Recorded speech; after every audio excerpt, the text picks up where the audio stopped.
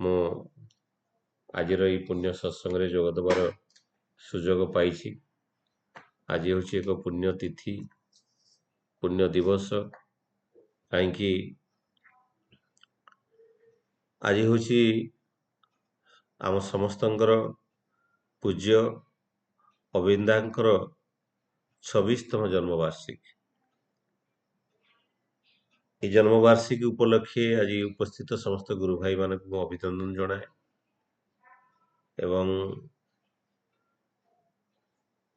ଅବିନ୍ଦା ଯେଭଳି ଭାବରେ ଇଷ୍ଟଙ୍କର ସେହି ନିର୍ଦ୍ଦେଶିତ ପଥକୁ ଏବଂ ଯେଉଁ ପରିବର୍ତ୍ତିତ ଭାବଧାରା ଭିତରେ ଯେଉଁ ଯୁଗ ସହିତ ଯେଉଁ ପରିବର୍ତ୍ତନ ହେଇ ଚାଲିଛି, କମ୍ପ୍ୟୁଟରାଇଜେସନର ବ୍ୟବସ୍ଥା ଯେଉଁ କରିଛନ୍ତି ସମସ୍ତଙ୍କର, ଇଏ ବାସ୍ତବିକ ସର୍ବଦନ ବିଦିତ ହେଇଛି। ଆଉ ଯେଉଁ ଡିପି ୱାର୍କର ଯେଉଁ ବିରାଟ ଏକ ପ୍ଲାବନ ସେ ସୃଷ୍ଟି କରିଛନ୍ତି, ସେଇ ଧାରାରେ ଅନୁପ୍ରାଣିତ ହେଇ ଅନେକ ହଜିଲା ଭାଇମାନଙ୍କୁ ଆମେ ଖୋଜି ପାଇଛେ। ଅନେକ ଦୀକ୍ଷିତ ଯେଉଁମାନେ ଅପରିଚିତ ଥିଲେ ସେମାନଙ୍କର ପରିଚୟ ମିଳିଛି। ଏସବୁ କିଛି ଅବିନ୍ଦାଙ୍କର ଚେଷ୍ଟାରେ ହିଁ ସମ୍ଭବ ହୋଇଛି। ଅବିନ୍ଦା এই ଆଚାର୍ଯ୍ୟ ପରମ୍ପରାର ଚତୁର୍ଥ ସଂସ୍କରଣ। ଆଉ ତାଙ୍କର ଜନ୍ମ 5 ତାରିଖ ଜାନୁଆରୀ 2000 ଜନ୍ମ। ଅବିନେନ୍ଦ୍ର ଚକ୍ରବର୍ତ୍ତୀ ତାଙ୍କର ପ୍ରକୃତ ନାଁ। ତାଙ୍କୁ ଅବିନ୍ଦା ବୋଲିକି ଆମେ ସମସ୍ତେ ଜାଣୁ।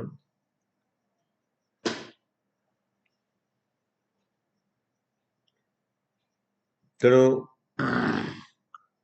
ଏ ଯେଉଁ ଆଚାର୍ଯ୍ୟ ପରମ୍ପରାର କଥା ଯେତେବେଳେ ଉଠେ, ଆମେ ଜାଣିଛୁ ଇଷ୍ଟଗୁରୁ ପୁରୁଷୋତ୍ତମ ପ୍ରତୀକ ଗୁରୁ ବଂଶଧର ରେତ ଶରୀର ସୁପ୍ତ ରହି ଜୀବନ୍ତ ସେ ନିରନ୍ତର।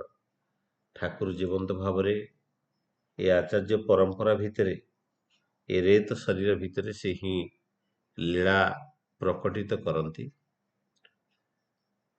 ସେଦିନ ଅବିନ୍ଦା ଆହୁରି ସାନ ଥିଲେ। ଜଣେ ଗୁରୁ ଭାଇ ଅବିନ୍ଦାଙ୍କୁ ଦେଖିଲେ ଆଉ ପ୍ରଣାମ କଲେନି, ଚାଲିଗଲେ। ତ ସେ ଗୁରୁ ଭାଇ ଯେତେବେଳେ ଅବିନ୍ଦାଙ୍କୁ ଦେଖିଲେ, ସିଏ ମନେ ମନେ ଭାବିଲେ ଯେ ପ୍ରଣାମ କରିବି କି ପ୍ରଣାମ କରିବିନି। ମନେ ମନେ ଦୁବିଧାରେ ରହିଗଲେ। ଆଉ ଏତେ ସାନ ପିଲା କ'ଣ ପ୍ରଣାମ କରିକି ବୋଲି ଚାଲିଗଲେ। ସେତେବେଳେ ଦାଦା ଥିଲେ। ଦାଦାଙ୍କ ପାଖରେ ଯେତେବେଳେ ଯାଇକି ବସିକି ସେଇ କଥା ମନେ ମନେ ଭାବୁଛନ୍ତି ଯେ ଅବିନ୍ଦାଙ୍କୁ ପ୍ରଣାମ କରିବାଟା ଠିକ୍ ଥିଲା କି ଭୁଲ ଥିଲା। କରିଲେନି ତ ସେ। ଅବିନ୍ଦା ଯାଇକି ଦାଦାଙ୍କ ପାଖରେ ପହଞ୍ଚିଲେ। ତାଙ୍କୁ ପଚାରୁଛନ୍ତି, ଅବିନ୍ଦା ଦାଦାଙ୍କୁ କହୁଛନ୍ତି ଯେ ତୁଳସୀ ଗଛର ପତ୍ରର କଥା। ତୁଳସୀ ଗଛର ପୁରୁଣା ପତ୍ର ନୂଆ ପତ୍ର ଭିତରେ କିଛି ଫରକ ଥାଏ ଏବଂ ବୋଧେ ସେଇଟା ହିଁ ସେଇ ଭକ୍ତଙ୍କ ଉଦ୍ଦେଶ୍ୟରେ ହିଁ ଥିଲା। ସେ ଭକ୍ତ ବୁଝିପାରିଲେ ତାଙ୍କର ମର୍ମର କଥା। ଏମିତି ଅନେକ କିଛି ଘଟଣା ଅଛି। ଏବଂ ଜଣେ ମା ଆଉ ଜଣେ ଦାଦା ସେ ଦୀକ୍ଷା ନେଇନଥାନ୍ତି। ଅଳ୍ପ ଦିନର ଘଟଣାର କଥା।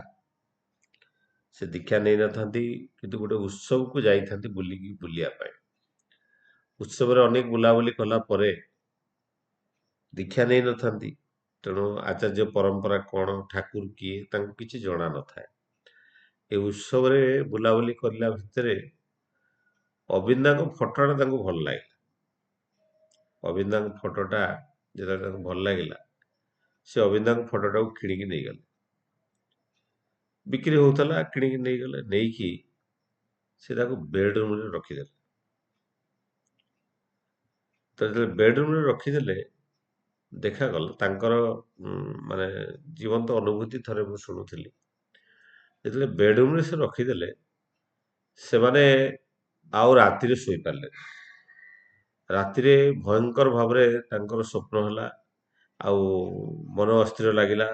ସବୁବେଳେ ଯେମିତି ଘର ଭିତରେ ଗୋଟେ ମାନେ ମାନେ ଗୋଟେ କିଛି ଅସ୍ୱସ୍ତିକର ବାତାବରଣ ହେଇଯାଇଛି ଏବଂ ତାଙ୍କୁ ଯେମିତି କିଏ ମାନେ ବାଧ୍ୟ କରି କହୁଛି ଯେ ମୋ ଫଟୋଟାକୁ ଠାକୁର ଘରକୁ ନେଇଯା, ଠାକୁର ଘର ନେଇର।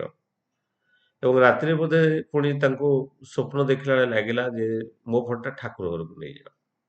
ଏବଂ ତାଙ୍କ ଭିତରେ ଯୋଉ ଅସ୍ୱସ୍ତିକର ଅନୁଭବ କରୁଥିଲେ ତାଙ୍କ ପରିବାର ସମସ୍ତଙ୍କ ଭିତରେ, ସେ ଭାବିଲେ ବୋଧେ ମାନେ ଏଇ ଯୋଉ ଫଟୋଟାକୁ ଆଣିକି ବେଡରୁମରେ ରଖିଦେଇଛନ୍ତି ସେଟା ବୋଧେ ଭୁଲ ହେଇଯାଇଛି, ଆଉ ନେଇକି ଠାକୁର ଘରେ ରଖିଦେଲେ।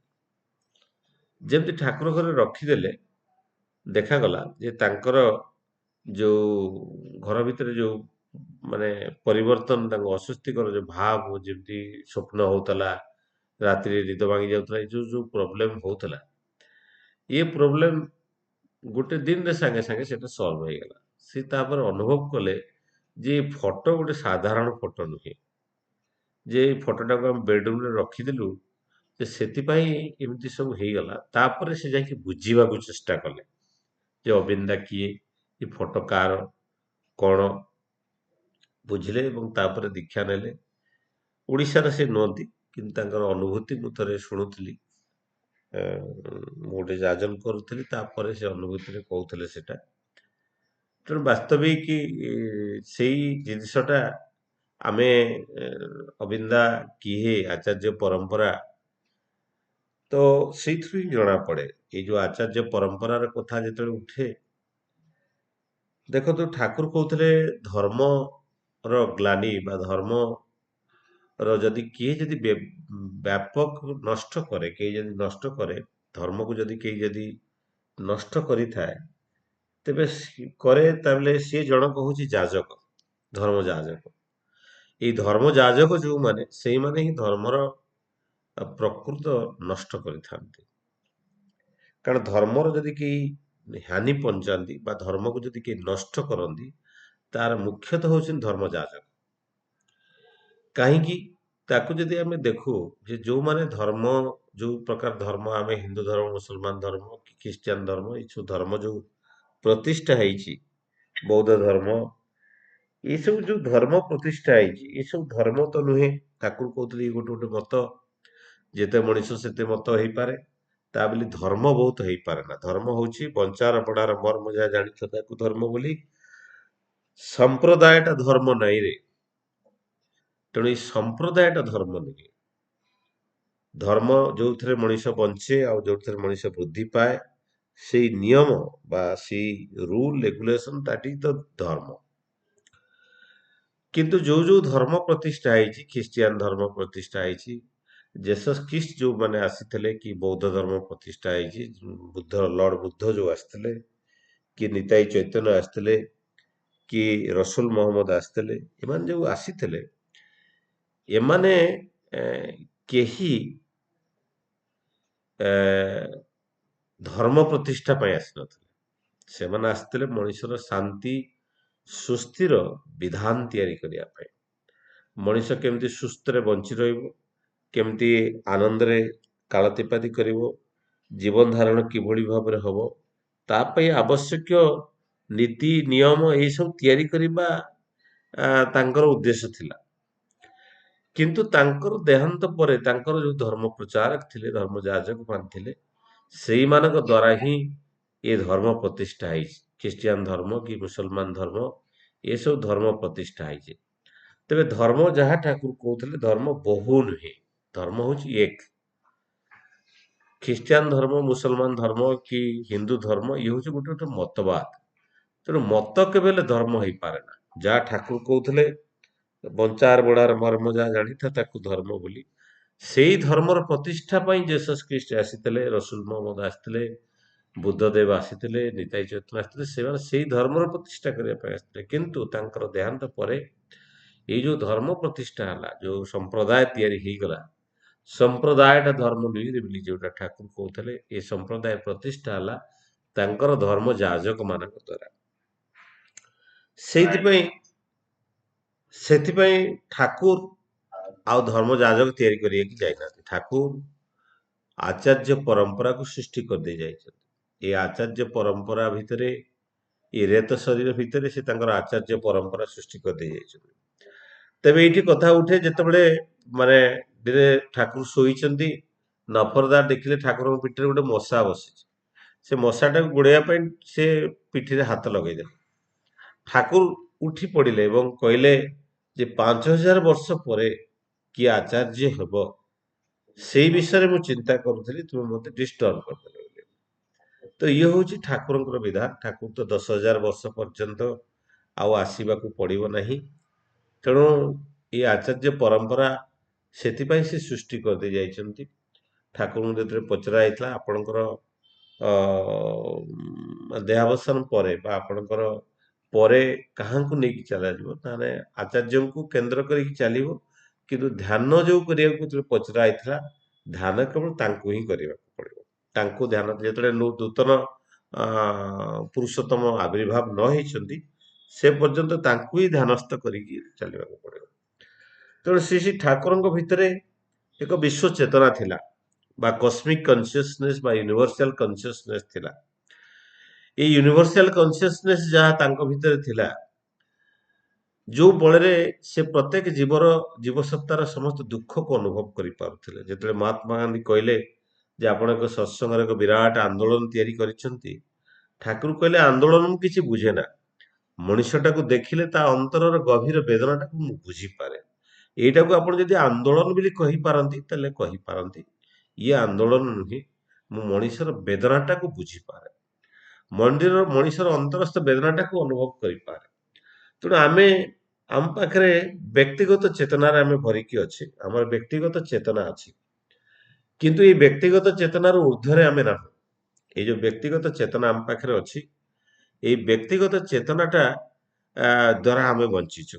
ମୋ ଶରୀରର ପୀଡ଼ା ହେଲେ, ପେଟ କାମୁଡ଼ିଲେ, ପେଟ ପୋଡ଼ିଲେ, କି ଗୋଡ଼ର କୋଉଠି ଭାଙ୍ଗିଗଲେ, ମୁଣ୍ଡ ବ୍ୟଥା କଲେ ଆମେ ଅନୁଭବ କରିପାରେ। ମୋ ସ୍ତ୍ରୀର ଗୋଡ଼ ପେନ୍ କଲେ ମୁଁ ତାକୁ, ମୋ ଗୋଡ଼ ପେନ୍ କରିଥିଲେ ମତେ କେମିତି ଲାଗିଥାନ୍ତା ମୁଁ ସେତିକି ହିଁ ଅନୁଭବ କରେ, ତାଠୁ ଅଧିକ ଆଉ କିଛି ଅନୁଭବ କରିପାରେ ନା। ତାର ବେଦନାଟାକୁ ମୋ ଗୋଡ଼ ଧୀରେ ମୁଁ ଅନୁଭବ କରିପାରେ ନା, ମୁଁ ମନ ଦ୍ୱାରା ବୁଝିପାରେ, ମୁଁ ସମବେଦନା ଜ୍ଞାପନ କରିପାରେ। କିନ୍ତୁ ଠାକୁରଙ୍କର ପ୍ରେମ, ସେଥିପାଇଁ ବଡ଼ଦା ଯାହା କହୁଥିଲେ ସେ ହଉଛନ୍ତି ପରମ ପ୍ରେମମୟ। କାରଣ ସମସ୍ତଙ୍କ ପ୍ରତି ତାଙ୍କର ଯୋଉ ପ୍ରେମର ଯୋଉ ସାଗର ଯୋଉ ଥିଲା, ସମସ୍ତଙ୍କୁ ସେଇ ପ୍ରେମ ରଜୁରେ ଯୋଉ ବାନ୍ଧିକି ରଖିଥିଲେ, ତେବେ ସେଇ ଯୋଉ ପ୍ରେମ ରଜୁରେ ସେ ବାନ୍ଧିକି ରଖିଥିଲେ ସମସ୍ତଙ୍କର ବେଦନାକୁ ସେ ନିଜ ଭିତରେ ଅନୁଭବ କରିପାରୁଥିଲେ। ସେଦିନ ପଦ୍ମା ନଦୀରେ ଯେତେବେଳେ ଠାକୁର ଗାଧେଇକି ଯାଉଛନ୍ତି, ବେକରେ ଗାମୁଛା, ଓଦା ଗାମୁଛା ପକେଇକି ଯାଉଛନ୍ତି, ପ୍ରଫୁଲ୍ଲ ବି ଯାଉଛନ୍ତି, ହଠାତ୍ କିନା ନଦୀ ପଠାକୁ ଗଡ଼ି ପଡ଼ିଛି ଗାଈଟେ, ପଘାରେ ବନ୍ଧା ହେଇକି ଚିତ୍କାର କରୁଛି। ମୃତ୍ୟୁର ନିକଟସ୍ଥ ହେଇଯାଇଛନ୍ତି ସିଏ, ମୃତ୍ୟୁର ନିକଟ ହେଇଯାଇଛନ୍ତି ସିଏ। ଦାଦା ଟିକେ ରହୁଛି, ଟିକେ ଦାଦା ଗୋଟେ ମିନିଟ୍। ଇଏ ଶୁଣ ପାଟୁ, ତମେ ଏଇ ବାଇକ୍ ଚାବିଟା ମୋର ନବ, ଆଉ ଏଇଟା ଏଇ ସ୍କୁଟିଟା ବାହାରେ ଥୁଆ ହେଇଛି, ଏ ସ୍କୁଟିଟା ନେଇକି ଚିନ୍ମୟ ମିଶନ ଯୋଉ ଆମର ଯୋଉ ପଡ଼ିଆଟା ନାହିଁ, ଆମର ଯୋଉ ପାର୍କ ଅଛି, ବୁଢ଼ା ଭିତରକୁ ଯାଇକି ରାଇଟ୍ ହ୍ୟାଣ୍ଡ ସାଇଡ୍ ଯିବ, ନା ଲେଫ୍ଟ ସାଇଡ୍, ଏଇଟା ରାଇଟ୍ ସାଇଡ୍, ମାନେ ଏମିତି ଯିବ, ପାର୍କଟା ପଡ଼ିବ, ପାର୍କର ପଛପଟରେ ଗୋଟେ ରାସ୍ତା ଅଛି, ଆଗକୁ ଗଲେ ଟିକେ ଆଗକୁ ଗଲେ ଚିନ୍ମୟ ମିଶନ ପଡ଼ିବ, ପଚାରିଦବ କାହାକୁ, ଚିନ୍ମୟ ମିଶନ ଦୁଆର ମୁହଁରେ ମୋ ବାଇକ୍ ଥୁଆ ହେଇଛି, ଏ ସ୍କୁଟିଟାକୁ ଚିନ୍ମୟ ମିଶନ ଭିତରେ ପୁରେଇ ଦବ, ମୋ ବାଇକ୍ଟା ଧରିକି ପଳେଇ ଆସିବ। ଏତିକି ଖାଲି କରିଦିଅ, ପଛେ କଥା ହବ। ଠିକ ଅଛି, ହଁ ଦାଦା।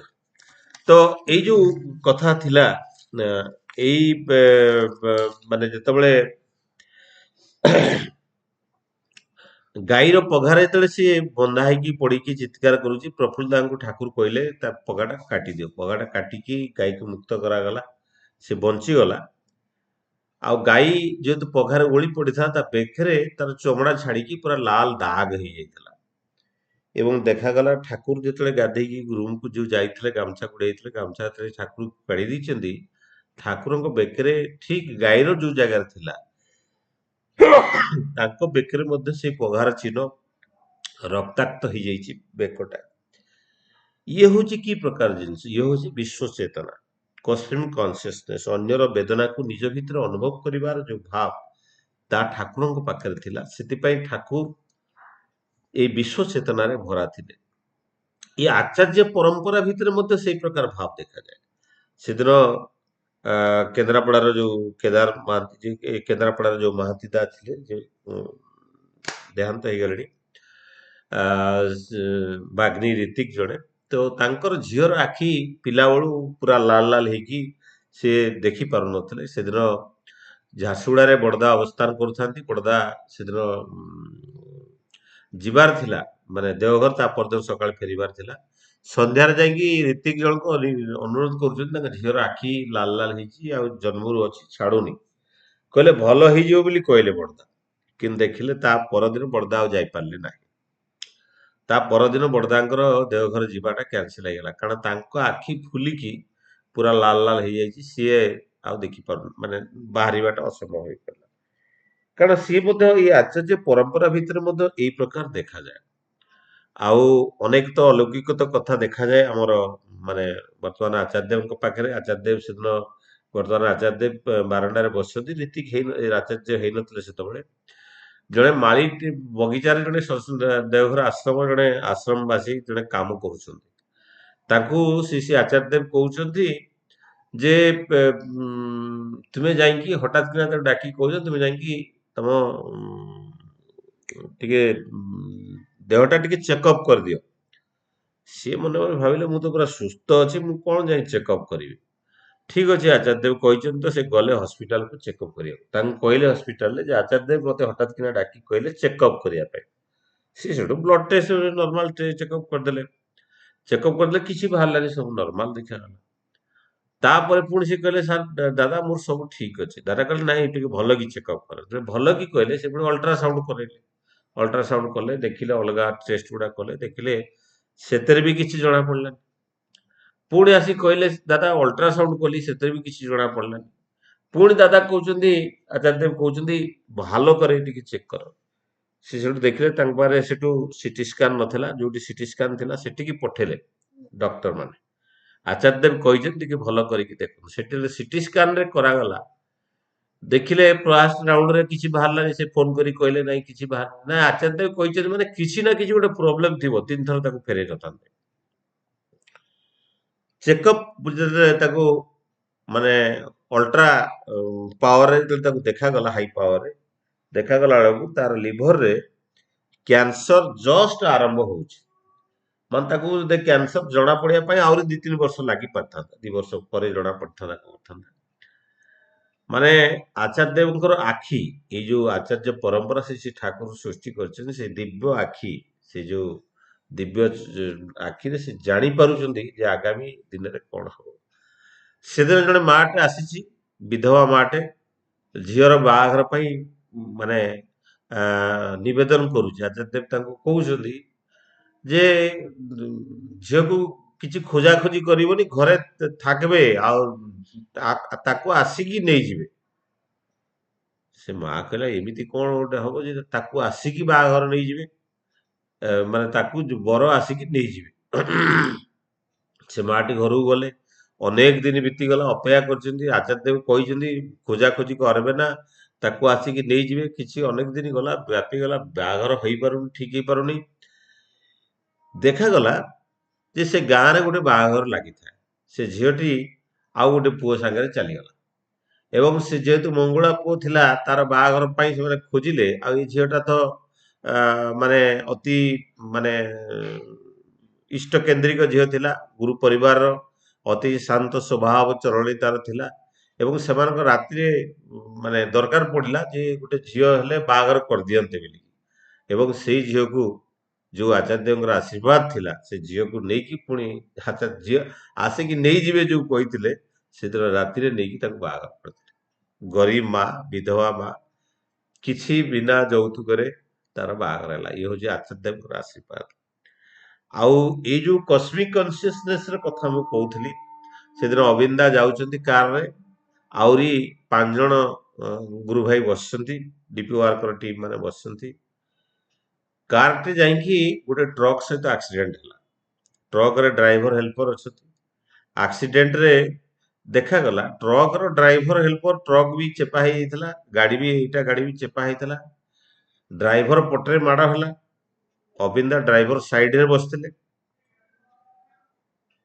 ଦେଖନ୍ତୁ ଆଶ୍ଚର୍ଯ୍ୟ କଥା, ଇଏ 5 ଜଣ ଆଉ ସେ ଗାଡି ଡ୍ରାଇଭର, ଟ୍ରକ୍ ଡ୍ରାଇଭର ହେଲ୍ପର ମିଶିକି 7 ଜଣ। ଅବିନ୍ଦା ହେଲେ 8 ଜଣ।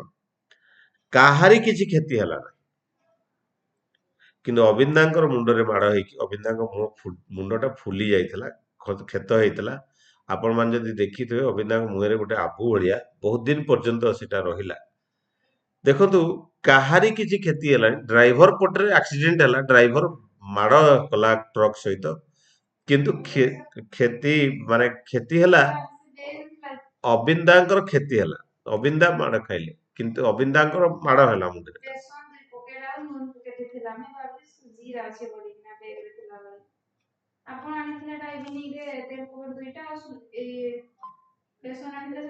ମାଟିକୁ କୁହ ଦେଖ ନେଇ ଆସିବ।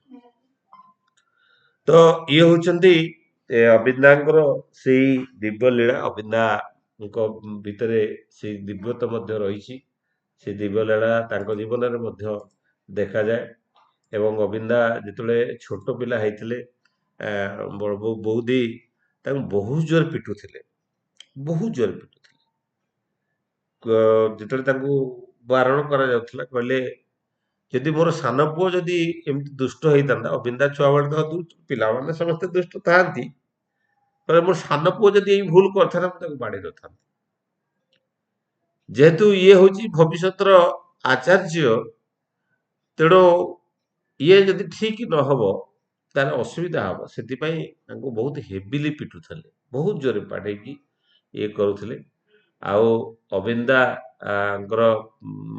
କହୁଥିଲେ, ସେ ତାଙ୍କର ମାଙ୍କ କଥା ମଧ୍ୟ ଅବିନ୍ଦା ଅନେକ ସମୟରେ କହନ୍ତି, ମାଙ୍କୁ ଅତି ଭଲ ପାଆନ୍ତି। ମା ମଧ୍ୟ ଆସିକି ଡିପି ୱାର୍କରେ ସାମିଲ ହୁଅନ୍ତି। ଡିପି ୱାର୍କର କମ୍ପ୍ୟୁଟରରେ ଅନେକ ରାତି ପର୍ଯ୍ୟନ୍ତ କମ୍ପ୍ୟୁଟରରେ କାମ ମଧ୍ୟ କରନ୍ତି ଅବିନ୍ଦାଙ୍କ ସହିତ। ଅବିନ୍ଦାଙ୍କର ଯୋଉ ରୁମରେ ବସୁଛନ୍ତି, ସେଠି ସବୁ ସମୟରେ ଯୋଉମାନେ ୱାର୍କିଂ ଫ୍ରମ ହୋମ ଯୋଉମାନେ କାମ କରୁଛନ୍ତି, ମ୍ୟାକ୍ସିମମ୍ ପିଲା ସେଇଠି ମାନେ ଦାଦାଙ୍କ ସହିତ ଅଛନ୍ତି। ୟଙ୍ଗ ମାସ୍ ମାନେ ସେମାନେ କାମ କରୁଛନ୍ତି ଅବିନ୍ଦାଙ୍କ ସହିତ। ଏବଂ ଡିପି ୱାର୍କର ସବୁ ଯୋଉ କମ୍ପ୍ୟୁଟରାଇଜେସନ କରାହେଇଛି, ଯୋଉ ଅବିନ୍ଦାଙ୍କର ପ୍ରଚେଷ୍ଟାରେ ଯୋଉ ଡିପି ୱାର୍କ କରାହେଇଛି ବା ଯୋଉ କାର୍ଯ୍ୟକ୍ରମ ସବୁ କରାହଉଛି, କମ୍ପ୍ୟୁଟରାଇଜେସନ ବା ଅପଡେସନ ହଉଛି, ତାକୁ ଏଇ ସଫ୍ଟୱେୟାର ଯୋଉ ଇଞ୍ଜିନିୟର ମାନେ ଆଉ ମାନେ ସବୁ କାର୍ଯ୍ୟକ୍ରମ କରୁଛନ୍ତି, ସେମାନେ ଅତ୍ୟନ୍ତ ଭାବରେ ସେଇ ଜାଗାରେ ଇଏ କରନ୍ତି, ମାନେ କାମ କରନ୍ତି। ସେମାନେ ସେଇଠି ରହିକି ପ୍ରତିନିୟତ କାମ କରନ୍ତି। ଏବଂ ମୁଁ ଯେତେବେଳେ ଯାଏ ଦେଓଘର ଆଶ୍ରମ, ମୁଁ ସେ ଉପରୁ ଯାଇକି ଅବିନ୍ଦାଙ୍କର ଆଶୀର୍ବାଦ ନିଏ। ତ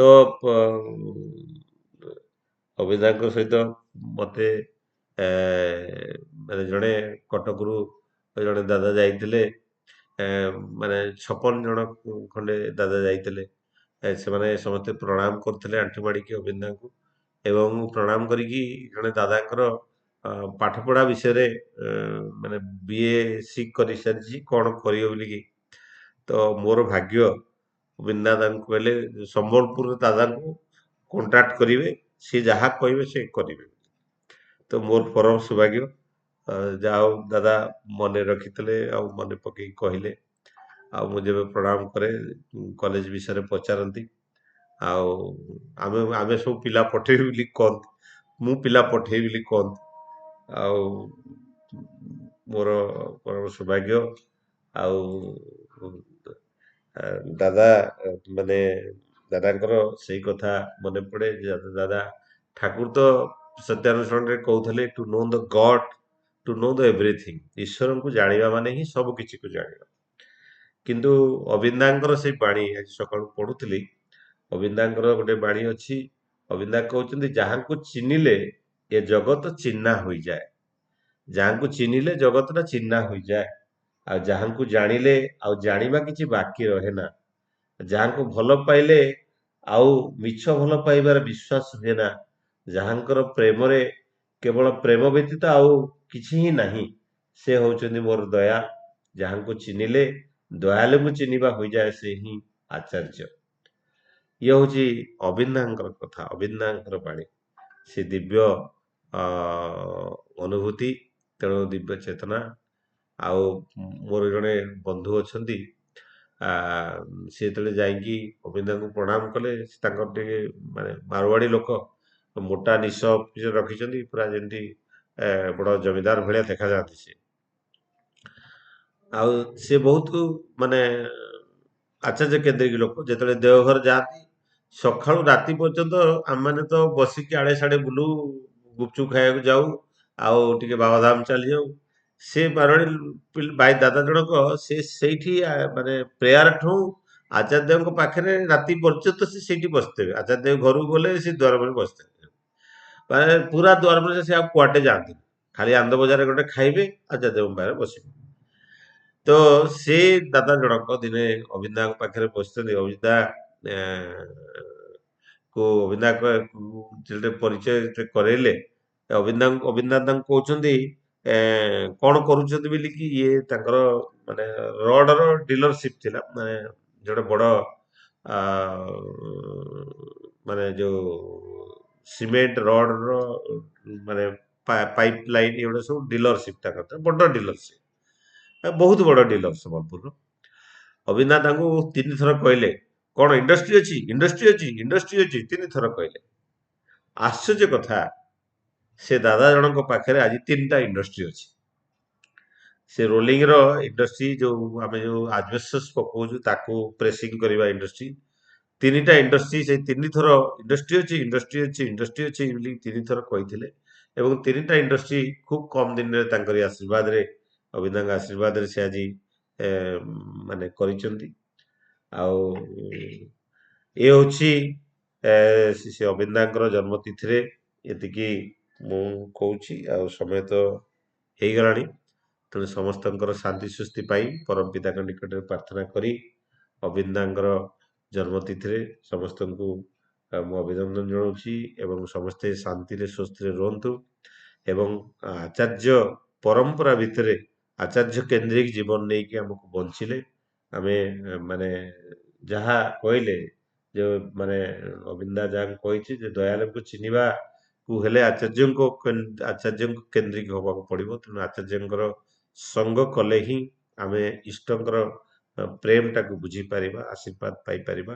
ବର୍ତ୍ତମାନ ଜୀବନ୍ତ ଭାବରେ ଠାକୁରଙ୍କର ଜୀବନ୍ତ ରୂପରେ ଏ ଆଚାର୍ଯ୍ୟ ପରମ୍ପରା ଭିତରେ ଆଚାର୍ଯ୍ୟ ଦେବ ଲୀଳା କରୁଛନ୍ତି। ତେଣୁ ଆମେ ତାଙ୍କରି ଆଶିଷ ଆମେ ପାଇ ଆମେ ଧନ୍ୟ ହବା। ତେଣୁ ଯାହା ହଉ, ସମସ୍ତଙ୍କର ଶାନ୍ତି ସୃଷ୍ଟି ପାଇଁ ପରମ ପିତାଙ୍କ ଚରଣରେ ପ୍ରାର୍ଥନା କରି ମୋର ବକ୍ତବ୍ୟ ଏଠି ବିରାମ ଦଉଛି। ବନ୍ଦେ ପୁରୁଷୋତ୍ତମମ୍, ବନ୍ଦେ ପୁରୁଷୋତ୍ତମମ୍, ବନ୍ଦେ ପୁରୁଷୋତ୍ତମମ୍।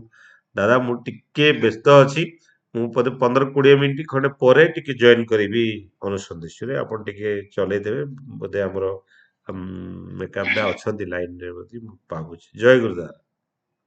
ଜୟ ଗୁରୁ ଦାଦା, ଜୟ ଗୁରୁ, ଜୟ ଗୁରୁ। ସୁନ୍ଦର ଭାବରେ ଆଜି କାଲି ଦାଦା